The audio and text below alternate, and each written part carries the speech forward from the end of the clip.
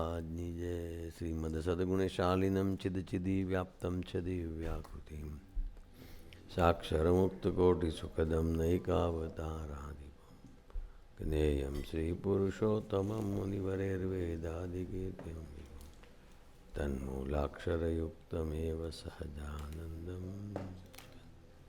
જેની અમૃતવાણીતો વહિરહી સાક્ષાત મહિમા રૂપે જેની બ્રાહ્મી સ્થિતિ અહો લિંગરે શુંભવ્યક્ષરપદે શરણાગત નિજ અલ્પજીવ સૌનાશ્રેયાર્થ તત્પળ રહે કાકા સ્નેહલ સિંધુ દિવ્ય વિભુને હયું જાનંદ સ્વામી મહારાજ.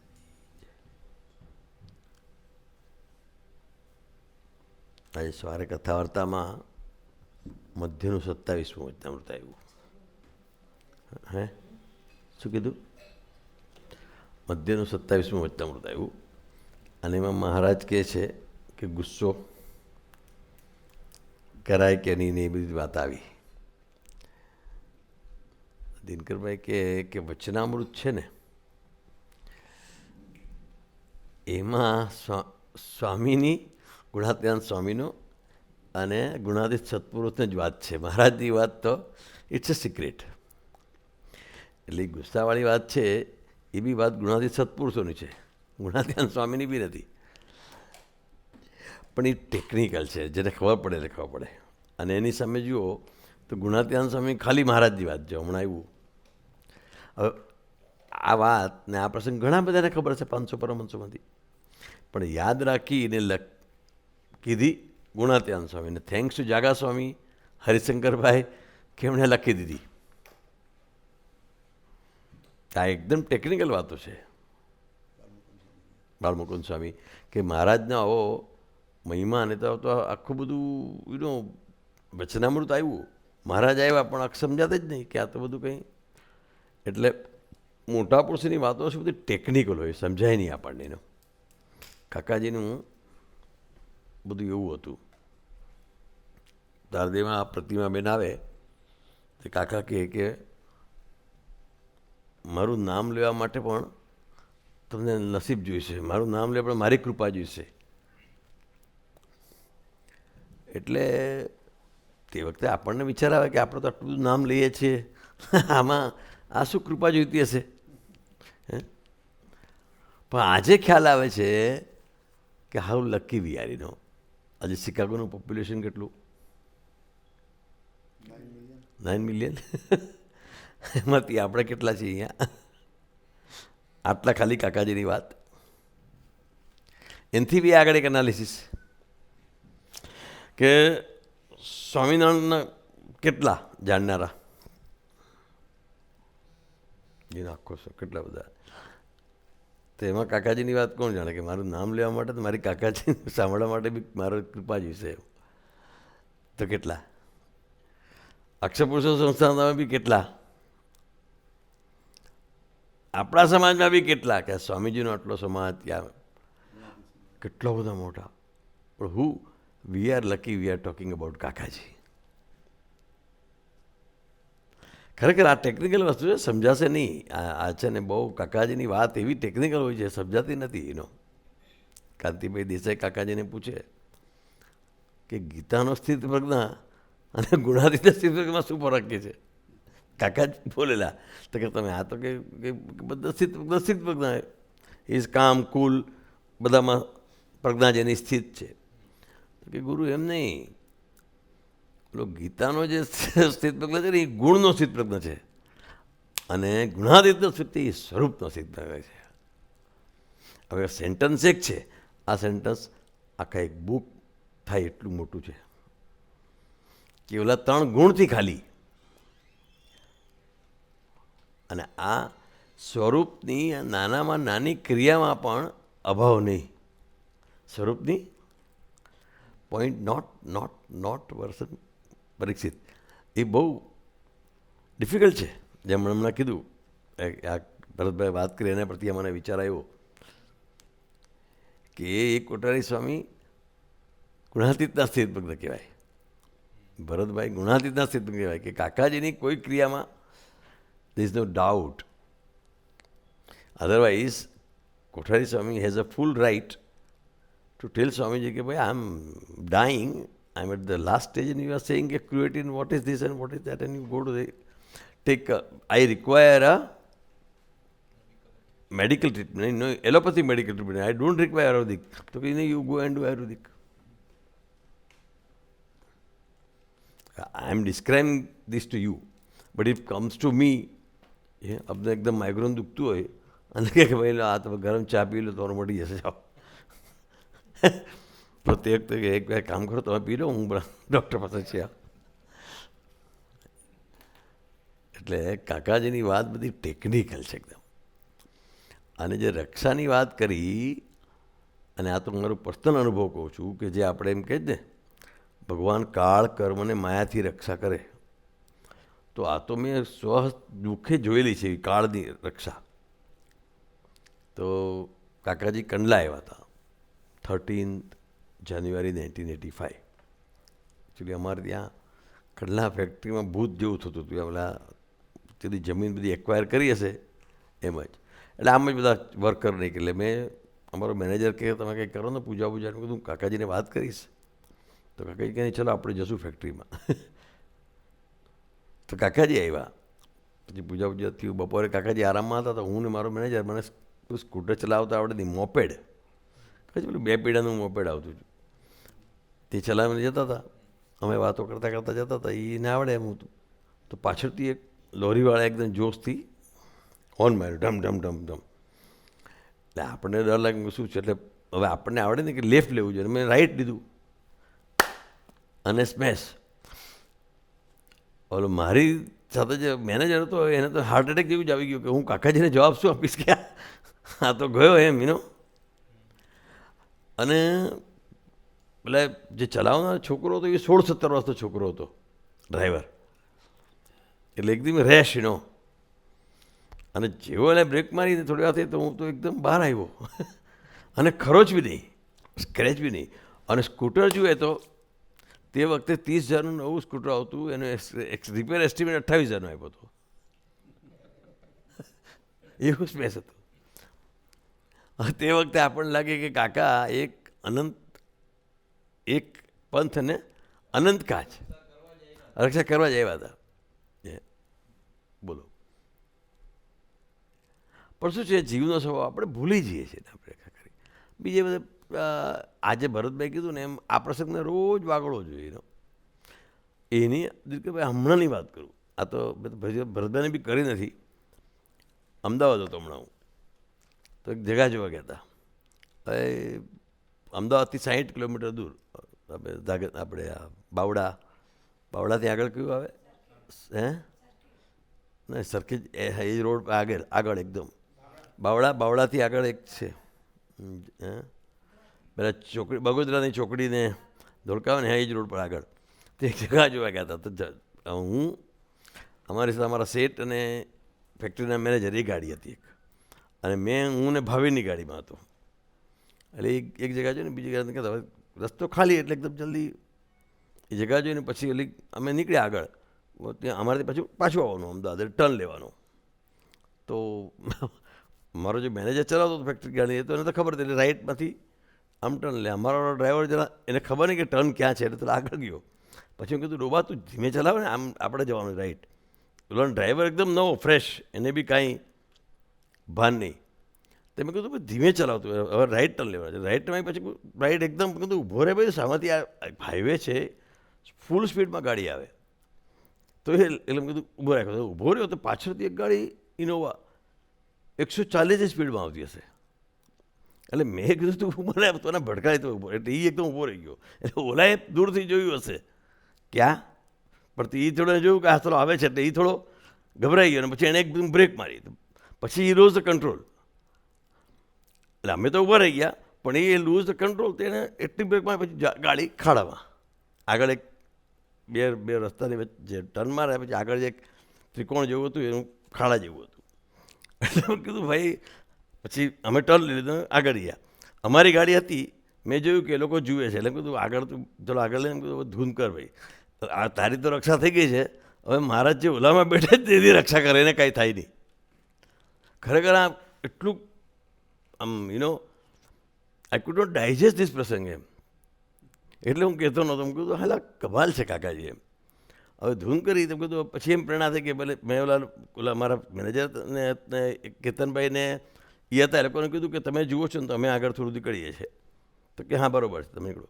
તો એ લોકો જોવા ગયા, અમે આગળ કે તું આવે તો ઓલા ધરાવે ધૂન કરીને પછી આગળ ગયા. મેં કીધું તું આજે ટોલ નાખું છે એ ક્રોસ કરી દે, પછી આપણે આગળ ઊભા રહીએ. એટલે પછી ધૂન કરતા આગળ ગયા. આને કીધું તો પછી જોરદાર ધૂન કર ભાઈ, તારા માટે આ પ્રોબ્લેમ તારો બીજો તારા કદાચ ઓલા દૂરથી તને જોયો હશે, એ બચાવવા ગયો હશે, એવું મને અંદાજ છે, ખબર નહીં. તો પછી આ લોકો જોવા ગયા, ઓલાની ગાડી છે સ્વામિનારાયણ, પણ આ લોકો જોવા કે આ તો એક મેનેજર છે, એ તો જોવા જ નહીં ગયો કે સાલો લોહી લુવાણા છે. એટલે કેતનભાઈને ભાસ્કર ત્રિવેદી એ લોકો જોવા ગયા. તો એ એમને બહાર આવ્યા ખરોચ વગર એકદમ જ. પછી તને મને ફોન કર્યો કે આ નહીં, આ લોકોનું કંઈ થયું નથી ને અમે આવીએ છીએ 2 મિનિટમાં. કેટલો પાવર છે ધૂનમાં, કેટલો પાવર છે કાકા. હવે કાકાજી મને ઓલો ભાવિન કે વસીભાઈ તો મારે માટે આવ્યા, તો હું તો આરો મરી જવાનો હતો કે. ભાવિન દવે, આપણા સમીર દવે ને ભાવિન દવે છે ને, એ દિલ્હીવાળા. હવે એટલે કહેવાનો મતલબ શું છે, આ તો આ રક્ષા થઈ, પણ સત્પુરુષ આપણી હવે આ ખાસ ધ્યાન રાખવા જેવું છે. આ તો આ રક્ષા થઈ, સત્પુરુષ આપણી બીજી આપણે કેટલા બધા બખડજંતર ઊભા કરીએ અનનેસરી. કોઈનો અભાવ લઈને, કોઈની નેગેટિવ વાત કરીને, કોઈનું અનનેસેસરી આણે આમ કર્યું, ઇસ્યુ ક્રિએટ કર્યા. Our habit is to create issues. આજે મોદીનું રીત સાંભળતા હતા, એ એક જ ઇસ્યુ હોવો જોઈએ, ડેવલપમેન્ટ, વિકાસ કો મુદ્દા બનાવો. એમ કાકાજી કે શતાબ્દી કો મુદ્દા બનાવો. હું આ બધા ઇસ્યુ બનાવવાના. ધન્યવાદ તો કાકાજીને આપવા જોઈએ કે આવા દરેક, હું તો એક છું, આવા દરેકના ઇસ્યુ માફ કરીને છતાં પણ કે હા, અને છતાં એ અગોચર છે. આપણે એટલે માટે આપણે ભાગ્યશાળી છીએ કે આપણે એનું નામ લઈ શકીએ છીએ. એ તો આટલો મોટો સમાજ છે, આટલું મોટું સ્વામિનારાયણ છે, કોઈ નામ નથી લઈ શકતું. અને આપણે નામ ન લઈએ તો આપણે જાદવ જેવા અભાગ્યા કહેવાય. તમારું સાલા આટલું આટલું કર્યા પછી પણ. તો આ એક શું કહેવાય બ્રિલિયન્ટ કાકાજીની જે બધી વાતો, કાકાજીની જે બધી વાત છે, અને આ બધું સમજણનું છે કે there always there be different between class and mass. આપણે જો ડિફરન્સ જાણી રાખ્યો હોય તો આપણને બહુ ઓલું થાય, પ્રોબ્લેમ થાય નહીં એનો કમ્પેરિઝનમાં, કે એનું આપણને દુઃખ થાય નહીં. ડિફરન્સ ન જાણ્યો હોય તો આપણને એમ થયા કરે કે આ સરસ શું આમ ને તેમને ફરવાનું ઠીકણું. પણ એ જાણી રાખ્યો હોય અને જેટલું ભગવાનના બળે જીવતા જઈએ ને એટલું બધું આ થાય. અમે તો જોઉં છું કેટલા છેલ્લા 1-1.5 વર્ષથી પવઈમાં એટલા બધા કામો ને એટલું બધું આમ કેમ થાય આપણે ખબર રામ દેના થયા જ કરે છે બોલો. અને ન તો આ શેડ કરવાનો આઈડિયા, કે ન તો ઓલું પાણીનું, કે ન તો આ આપણે આ મહાપૂજા કરવાનો બી કોઈ એજન્ડા નહોતો એમ. પણ ખરેખર એમ એટલે વસ્તુસ્થિતિ એ છે કે શીખવાનું એ છે કે આપણે ભગવાનના બળે કામ કરતા શીખીએ. આપણે આપણા પોતાના બળે, પોતાના બુદ્ધિના બળે, પોતાના ગુણના બળે, પોતાના ફલાણાના ઢીકણાના બળે જીવવા કરતાં ભગવાનના બળે, એ મહારાજ તમે ઉપાય થાઓ, ભાઈ અમારાથી તાકાત નથી, અમે અસહાય છીએ, અમે નિરુપાય છીએ, અમે એ કાકાજી તમે હેલ્પ કરો, તમારી શતાબ્દીમાં બી તમે હેલ્પ કરો, અમારી કોઈ તાકાત. હા, પણ મંડવું પડે. તમે એમ કરીને બેસી રહ્યો તો ચાલે. You to start. થોડું પ્રયત્ન તો કરવો જ પડે. કેટલા બધા કાકાજીના દાખલા જુઓ, બાપરે બાપ.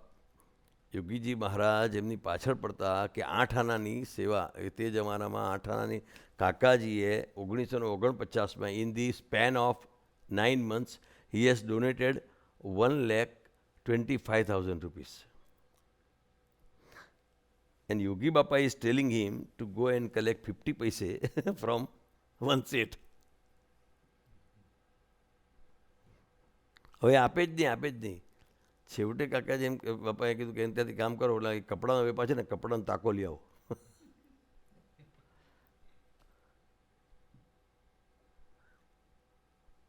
હા, કેટલી બધી બુદ્ધિ પરની વાત કહેવાય કે કેટલું બધું ભગવાનને કાયદે, અથવા તો એ ગુણાતીતનો સ્થિત પ્રજ્ઞ. આવા પ્રસંગોમાં દિવ્ય માનવા. અને આપણે તો આટલા નાના પ્રસંગોમાં આપણે ગભરાઈ જઈએ ને હો નાચા નાચ કરી મૂકીએ જેને શું થયું, અરે ભાઈ શાંતિ રાખો. આવા પ્રસંગોમાં પણ કાકાજીએ નથી બુદ્ધિ ગુમાવી, નથી કોઈને ફાયરિંગ આપી, નથી કોઈને કંઈ કીધું, નથી કોઈને કંઈ. ઓન ધ કોન્ટ્રી બધાને બળ આપ્યું છે. આપણે આપણી જાતને મૂકીએ, આપણને કોઈ વિમુખ કહી રહ્યા હોય તો આપણી શું હાલત થાય? વિમુખ જવા દો, ખાલી ન બોલાવ્યા હોય તો આખા શિકાગોમાં ન્યૂઝ આવી જાય કે આજે મને સભામાં બોલાવ્યો નહીં. શિકાગો ટાઈમ્સ હેડ ન્યૂઝ.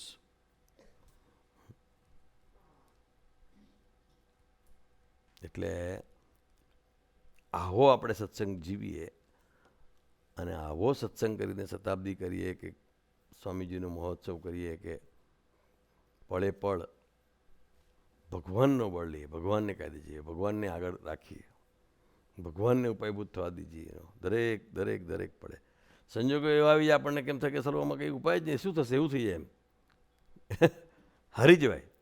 પણ તે વખતે પણ હે મહારાજ, હે કાકાજી તમે બળ આપો.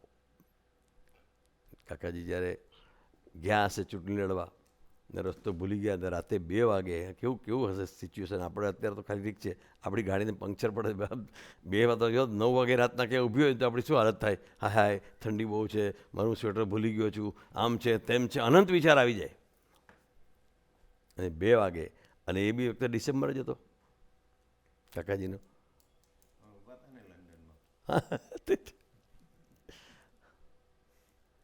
એ વખતે અને ગયા પહોંચ્યા સીધા ટોડલાના મંદિરે. સવાર પડી તો ટોડલાનું મંદિર, ગામ જ આખો રસ્તો બદલાઈ ગયો હતો.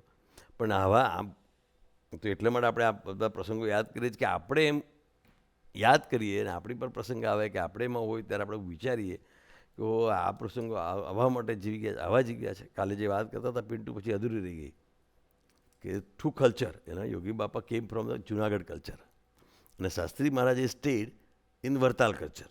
અને હી વર્ક વેરી ફાસ્ટ. ખાલી એને સંસ્થામાંથી જ સારંગપુરમાં મૂક્યું તો 6 મહિનામાં સારંગપુરની કાયાપલટ. અને 1.5 વર્ષ પછી સારંગપુરનું જ્યાં એ બાજુના બધા ઘરો લઈ લીધા, ફટાફટ ઘરો ધડ. હી કેનોટ સ્ટોપ હિમસેલ્ફ એમ ફાસ્ટ કલ્ચરમાંથી.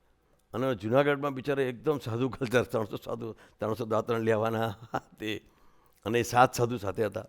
એટલે યોગી બાપાએ કે શાસ્ત્રી મહારાજ બી કેટલા દયાળુ કે ભાઈ તમે સાથે રહેજો. એક રીતે દયાળુ અને બીજી રીતે કાતિલ. યોગી બાપાને કે ભાઈ તમે વિજ્ઞાન સ્વામી જોડે જ રહેવાનું છે. અને દેટ વોઝ 17 years.